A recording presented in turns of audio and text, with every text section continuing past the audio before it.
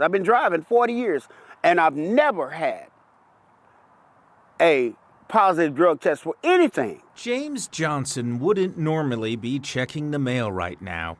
He'd be out on the road as a professional truck driver. I'm a professional truck driver of almost 40 years, and I cannot drive a commercial vehicle right now. He says the reason for that stems from an incident 4 years ago when he drove for a company called Transforce, whom he worked for from 2016 to 2020.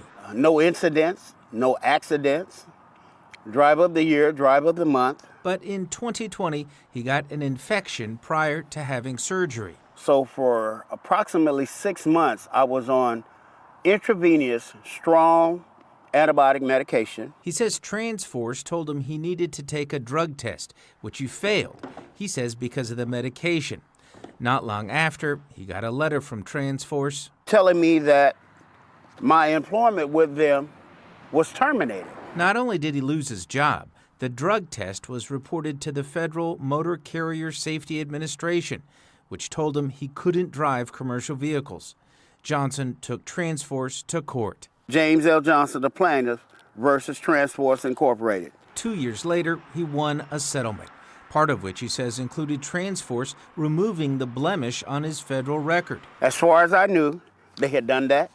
Removed that from my federal record. But 6 weeks ago, when a Kansas trooper was checking his load, he said, "Mr. Johnson, were you aware that you have a block against your license saying that you should not be driving a commercial motor vehicle?" I said, "No, sir, I wasn't aware of that." It turns out, he says, Transforce never corrected his record. So this whole time he's been driving illegally and didn't know it. His lawyer has reached out to Transforce, but so far, we're just playing another waiting game, and you know the wheels of justice don't turn fast, Bert. Sidelined through no fault of his own.